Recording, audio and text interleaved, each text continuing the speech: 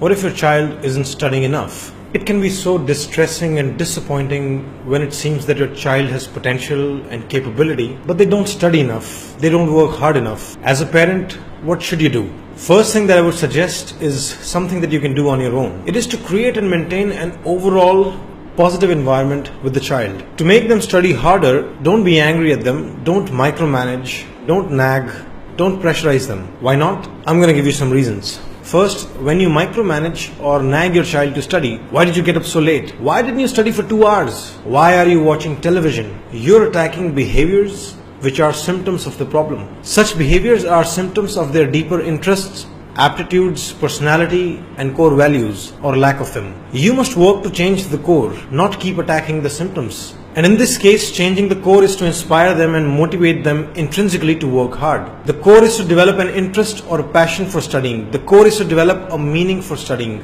So focus on enhancing these. It's not easy to do. We can help you. But that's the only way, at least the only sane one. Stop attacking the symptoms. Second, micromanaging and nagging doesn't work. It is in fact counterproductive. It clearly creates a negative environment which is not conducive to learning and growth. Research is clear that positive emotions lead to better learning and high levels of stress can impair learning. When you micromanage, nag and pressurize your child constantly, you take away the positive emotions and you increase stress. How do you then expect them to learn well? It's so ironic. You want them to learn, but you are destroying the conditions in which they can learn. It's not so easy to remain positive now, is it? Because it's so frustrating. Despite all your push, they're not studying enough. Following perspectives can help you remain positive. First, leave your attachment to marks. Focus on your child's progress in the long run. You want a healthy, happy and functional child.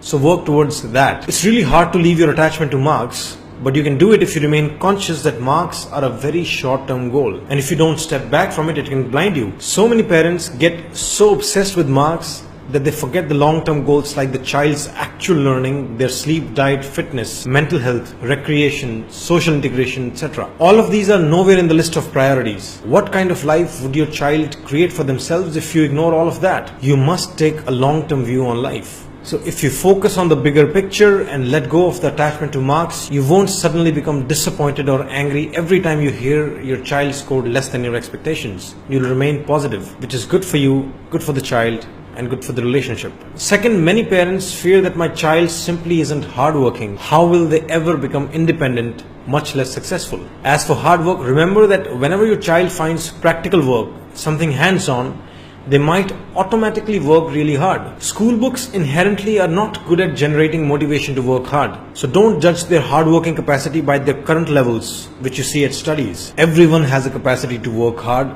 at least harder than they do at school. So let life take its own course. Don't be disappointed in your child and don't get angry. Finally, just remember how difficult it is to change. Think for yourself. Whenever you get angry, burst at your child, some people even beat them, don't you regret later? Oh, I was so harsh. I shouldn't have criticized them so bad.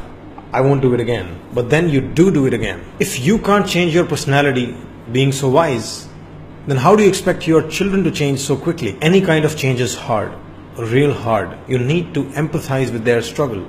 Growth isn't easy. Be kind and more accepting. Hope that gives you motivation and perspective to create a positive environment.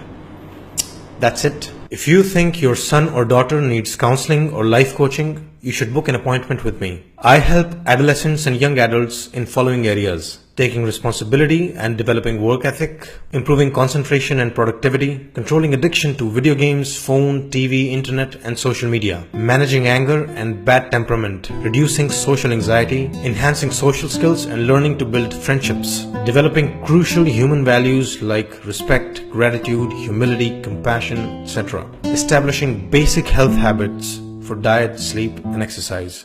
I'm sharing my personal number so you can book an appointment. Remember, just because counseling can make you stronger and wiser does not mean you're weak right now. Counseling is just another form of learning.